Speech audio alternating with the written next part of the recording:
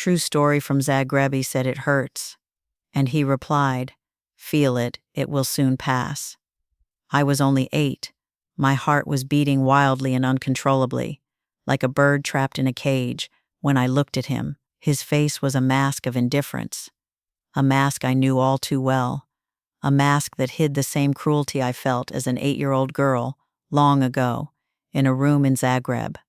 Then, as now, the pain was palpable, but my strength grew out of the ashes of that suffering. I remember that day as if it were yesterday. It was summer, the air heavy with humidity, and the smell of old earth. The sun was beating through the window, casting shadows across the dusty floor of the small room in my grandfather's house. I was only 8 years old. The innocence of childhood still clung to me like a veil. But on that day, that veil would be torn away. Luca, my older brother, had always been bigger, stronger, somehow more powerful. Our parents were amazed by him, even though he was prone to cruel games.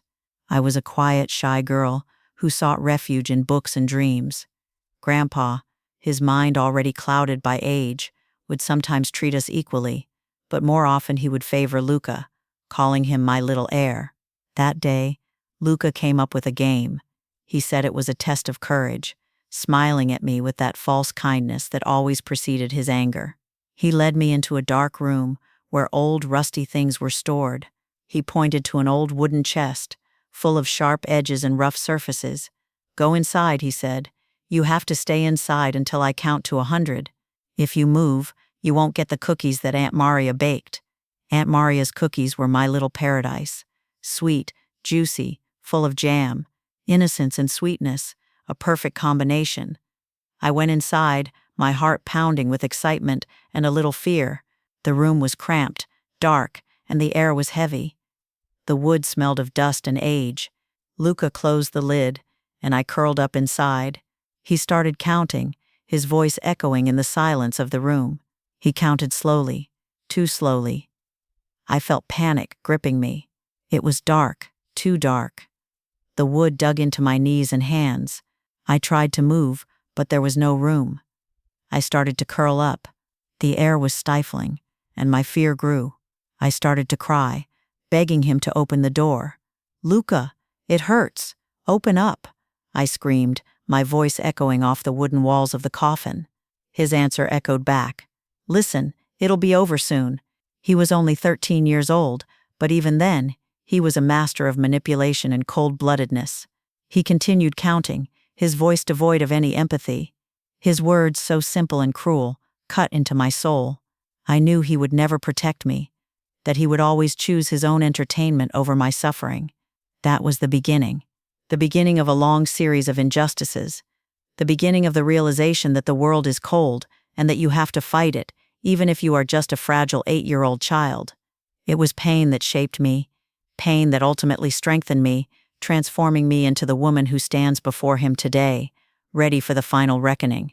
But the road to that strength was long and painful, marked by tears and silent struggles, moments when I felt completely alone, abandoned to the mercy of cruel strangers.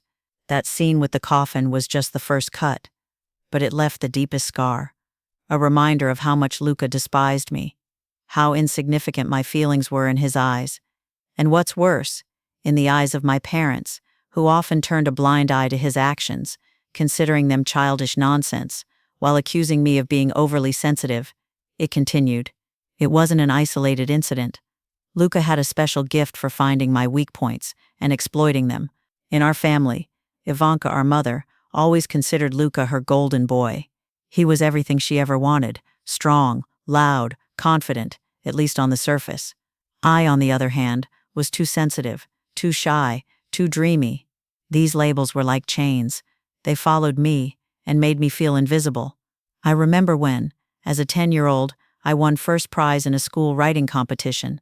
I wrote a story about a little girl who ran away into the woods to find her own voice, a metaphor I didn't even understand at the time, but which intuitively came out of me.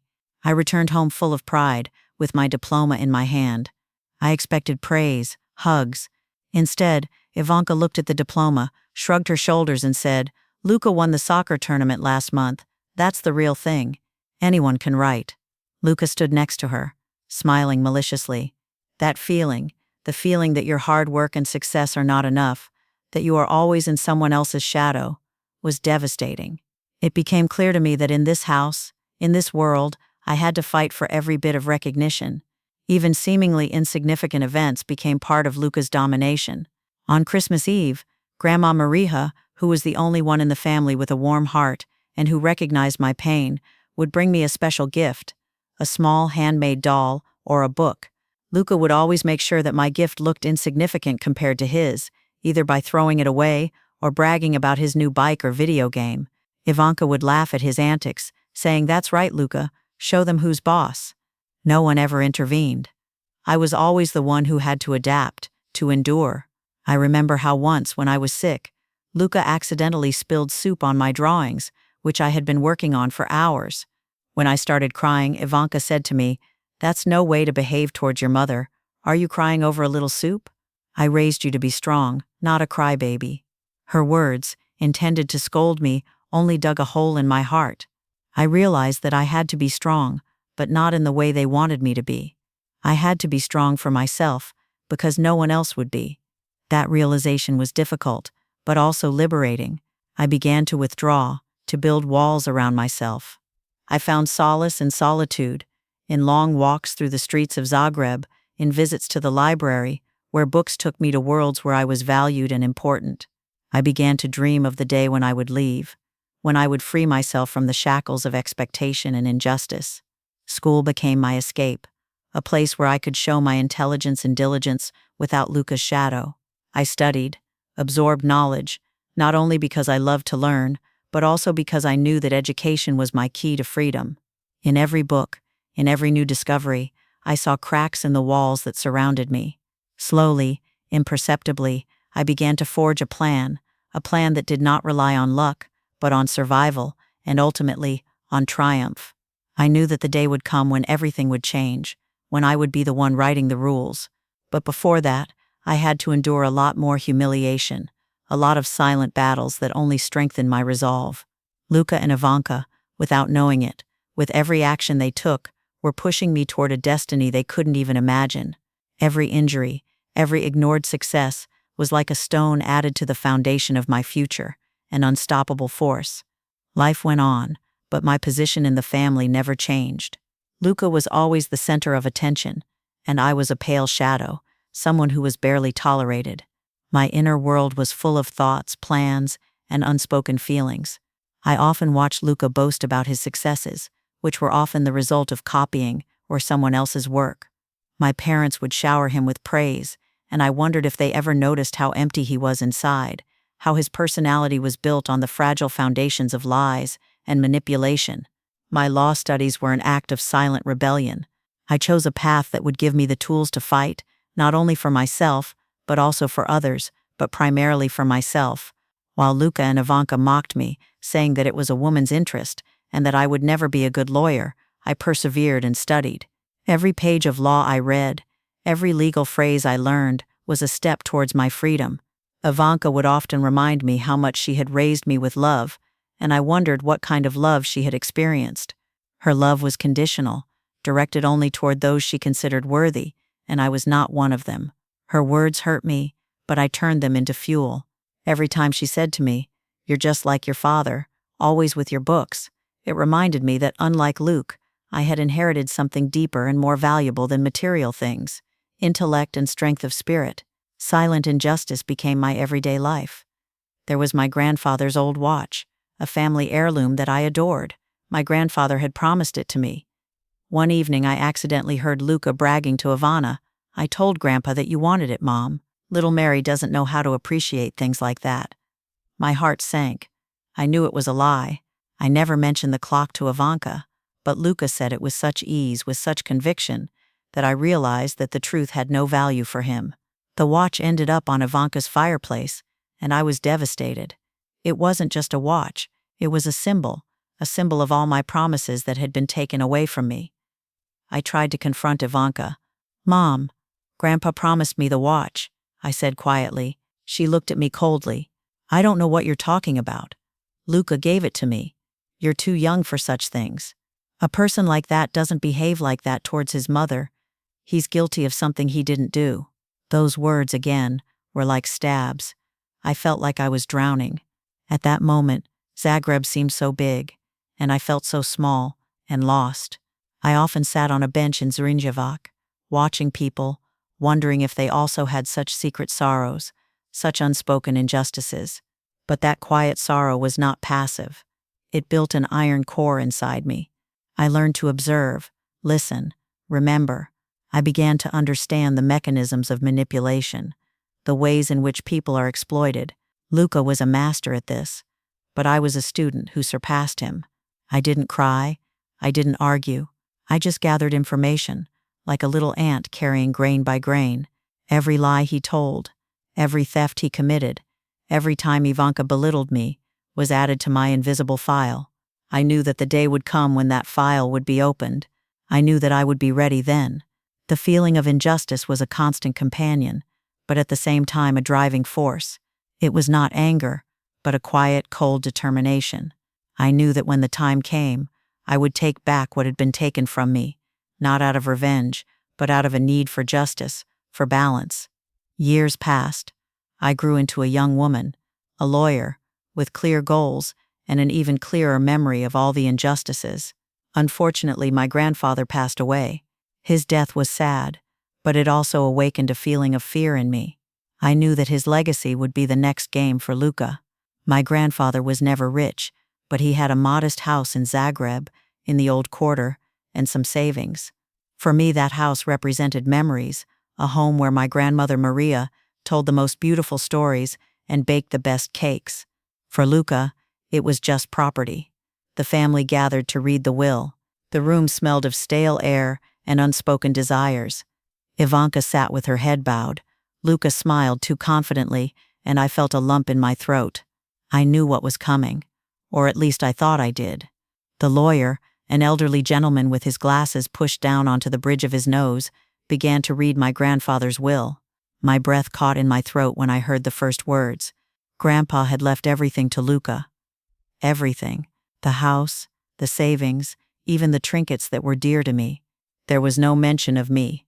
Not a single word. I felt like my world was spinning. I looked at Luca. His face was triumphant, barely holding back a smirk. Ivanka nodded her head as if it was the most natural thing in the world. "Well, that's it," said the lawyer, closing the papers. "There are no ambiguities." But it was ambiguous. Grandpa always said he would take care of me, that he would leave me his jewelry box, a small plot of land outside the city. I remember he even mentioned that he had talked to a lawyer. How is that possible? How could he forget everything? Lucina's words from many years ago echoed in my head. "I told Grandpa that you wanted it, Mom."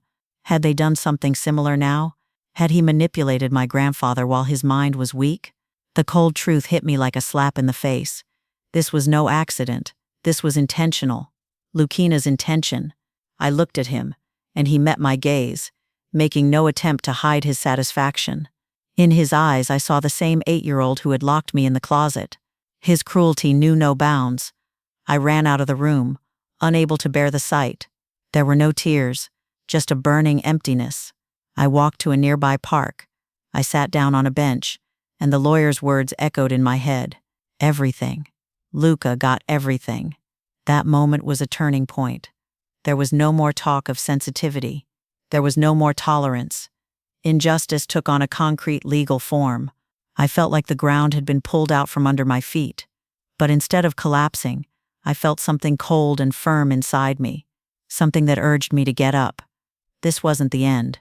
This was the beginning of my fight. I knew I would have to find a way, but how difficult it would be. From that moment on, every step I took, every thought I had, was directed toward uncovering the truth and getting back what was rightfully mine. It was no longer just my grandfather's legacy.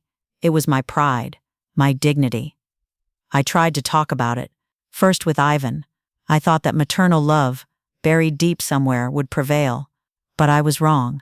"Mom, is it possible that Grandpa really wanted to leave everything to Luca? He always said he would take care of me," I asked, my voice trembling. Ivanka looked at me over the rim of her coffee cup, her face expressionless. "That's no way to treat your mother. You're questioning your grandfather's wishes," she said. Grandpa was old. Luca took care of him in his last years. You were too busy with your books. That was fair. Her words were like ice. Her loyalty to Luca had never wavered. I felt a bitter taste in my mouth. Her justification of Luca's actions was disarming. I had expected at least a hint of understanding, but all I got was condemnation. Next was Luca. I ran into him at the Consum store, where he was buying groceries, with that exaggerated smile he always wore when he was hiding something. "Luca, we need to talk about Grandpa," I said. His smile faded. "About what?" "Everything's been settled. Legally, everything's clear," he replied pompously, putting a package of sarma in his cart. "I doubt it was Grandpa's wish to leave me nothing. You know he promised me things," I continued, trying to remain calm. He smiled, briefly and dismissively. "You know, Mariah, a person like that doesn't behave like that toward his brother, doesn't try to take away what is his. Grandpa loved me more. Accept it." That smile, that smirk was revealing.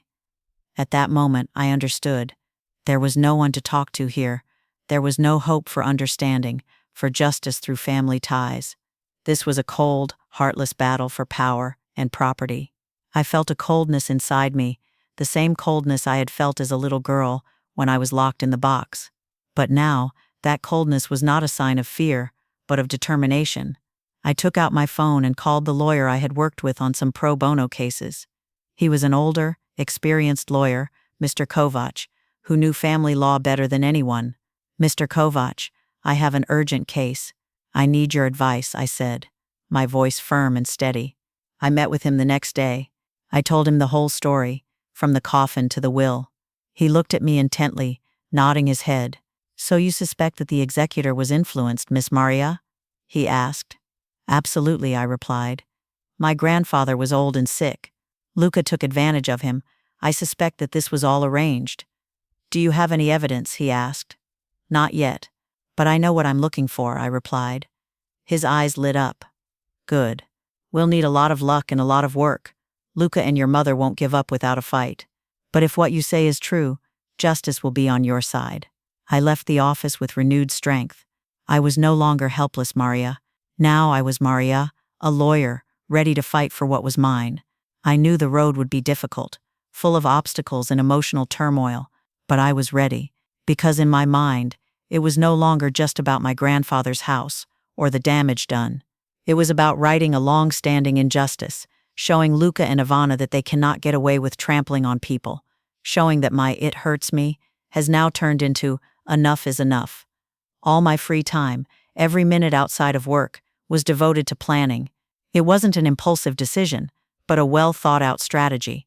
Mr. Kovac advised me, "We'll need every little detail, Ms. Maria, every message, every testimony, every bill, everything that could prove Luca's manipulation or my grandfather's diminished capacity." I knew that Luca had often visited his grandfather in recent years. I also knew that my grandfather's dementia had progressed. But how could I prove it? I started searching through old family papers. I had always been organized, unlike Luca, who threw everything away. I remembered that my grandmother Maria kept a diary. Where was it? I rummaged through old boxes in the attic, among dusty mementos. I found it, a small, worn leather diary, filled with my grandmother's neat handwriting. I started reading it. It contained notes about my grandfather's decline, about his confusion, but also about his love for me, about the promises he made to me. "Today Vlado forgot again who I am," my grandmother wrote, but he remembered Maria's drawings. "He says he will leave her our old house, just so she doesn't worry." Every entry was precious. My grandmother's diary was invaluable proof of my grandfather's intentions and Luca's manipulation. The grandmother also mentioned Luca's demands, how he tried to persuade her grandfather to sign over his property to him. Luca came again, trying to pressure Vlado into signing some papers. Vlado was confused. He didn't understand, she wrote. My heart sank. This was gold. Then I remembered Nina, my grandfather's neighbor, an elderly, quiet lady who often came to visit. Nina was a witness. Luca often harassed her. I knew she would believe me. Her testimony could be crucial. I visited her. Nina, though old, had a sharp mind and a good memory. Luca was very rude to my grandfather, Nina said, sitting in her small, tidy kitchen. He threatened to send him to a home if he didn't sign everything over to him. My poor grandfather was so scared. Those words were like thunder. Luca's threat. It was coercion. I wrote down everything, every word she said. I also remembered the bank statements. Grandpa had a small pension. Luca was often at his place. I suspected that he was spending his money. I asked Mrs. Kovac to request my grandfather's bank statements. When they arrived, the picture was clear. Large sums of money, withdrawn from ATMs, often at Konsum stores, on days when Luca visited his grandfather. It was clear that Luca was taking his grandfather's money. Perhaps it wasn't enough evidence for inheritance, but it showed Luca's character and his willingness to cheat. My silent struggle turned into concrete action. I was no longer a victim, but a hunter of the truth. Every piece of evidence I gathered, every testimony, was like a stone in my catapult, ready to be fired. I felt powerful. Not in an aggressive way, but in a quiet, unstoppable force. I knew that Luca and Ivanka would not expect this level of preparation. They thought I was weak, that I would back down, but they were wrong. I was ready. Attorney Kovac reviewed all the evidence. "This is a very strong case, Ms. Maria," he said, nodding his head with satisfaction. "The case involves influence on witnesses, and it appears, financial abuse. We are ready for court." A feeling of triumph began to emerge. The feeling was not sweet, but cold and clear, a feeling that justice would finally be done. The letters were sent. An official summons to meet with the prosecutor, with a full list of evidence, was sent to Luca and Ivana. I wanted them to know that this was no joke, that my intention was serious and unwavering. Luca called, furious. "What are you doing, Maria? Have you gone mad? A person doesn't behave like this towards their brother, doesn't sue their own family. I raised you better than that." His voice trembled with anger, but I could also hear fear in it, fear that he felt, for the first time in his life. That gave me strength. "I'm just looking for what's mine, Luca. Justice will be done," I replied calmly, without emotion. I hung up the phone. Ivanka appeared at my door a few days later. Her face was pale. "Maria, I beg you, give this up. You're disgracing us. What will people say?" Her only concern was her reputation, not the truth. "Mom, this is the disgrace that Luca has brought upon us. I'm just looking for the truth," I said. "I didn't raise you to go against your family," she said, her eyes brimming with tears. "No, Mom," I replied. "You didn't raise me to fight. You raised me to shut up and suffer. But I've learned to fight." I closed the door on her. I felt strong, liberated. I was no longer under their control. The confrontation in court was inevitable. The atmosphere was heavy, the air filled with hostility. Luca sat next to his lawyer, his face frozen in a mask of contempt. Ivanka looked as if she was about to collapse at any moment, her eyes filled with indignation. Attorney Kovac presented our case, systematically and precisely. He presented the bailiff's report, Nina's testimony, and bank statements. Every sentence, every document was like a stab in Luca's defense. Luca tried to lie, but under Kovac's relentless questioning, his lies fell apart. His arrogance turned into sweat and agitation. It was clear that he was manipulating his grandfather. His lawyer tried to discredit Nina, claiming that the bank statements were irrelevant, but the evidence was too clear. Kovac elegantly refuted each of their arguments. I felt as if a weight had been lifted from my shoulders, the weight of years of suppressed pain and injustice. All those words, "It hurts me. Listen, it will soon be over. That's no way to treat your mother. I raised you better than that." All of that poured out of them, transformed into evidence, into truth. I confronted Luke, looked him in the eyes, and saw the same panic I had felt as an 8-year-old. Now he was a prisoner of his own lies. It was bitter, but fulfilling. I didn't feel triumphant, but rather a sense of peaceful justice. The jury returned after a short deliberation. The votes were counted in the courtroom. When I returned, I felt my heart pounding. The verdict was read. The will was declared invalid due to Luca's influence on the executor. My grandfather's estate would be divided according to the law, which meant that I would get my share, half the house and part of the inheritance. Furthermore, Luca had to return the money he had withdrawn from my grandfather's account. I looked at Luca. His face was red with anger and humiliation. Ivanka burst into tears. My lawyer squeezed my hand. It was a moment a moment when justice finally smiled. I left the courtroom feeling relieved, but also with a strange emptiness. The battle was over, but the wounds remained. The vindication was cold but clean. There was no euphoria, just a deep, humble feeling that justice had been done. After the court decision, Luka was no longer arrogant. His facade had crumbled. I saw him a few times in Zagreb after that, always avoiding my gaze. His reputation was ruined among his relatives. Everyone had heard about the court case and Luka's manipulation of his grandfather. Ivanka tried to maintain an appearance of normality, but her aura of the perfect mother had faded. Although she never admitted it, her silence spoke louder than any words. She knew she had made a mistake. I took over my grandfather's house. It wasn't wealth, but it was a symbol, a reminder of my grandmother Maria, of the warmth I felt there, of the promises that were finally fulfilled. I used the rest of the money I inherited to renovate my grandfather's old house, turning it into a real home, my refuge. I kept my grandmother's diary and read it often, remembering her love and silent support. Her voice, written on paper, was a reminder that I was not alone. I felt empowered. My vulnerability, my childhood pain, turned into strength. They didn't break me, they built me up. I wasn't looking for recognition, but for justice, and that's what I got. My philosophy of life changed. I was no longer that little girl who was afraid and suffered.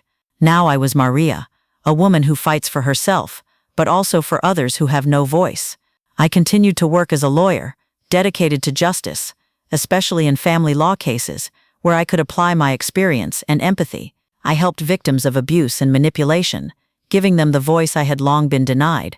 My "it hurts" turned into "I hear you," and soon turned into "justice will be served." I learned that strength lies in silence, in patience, in the tireless search for truth.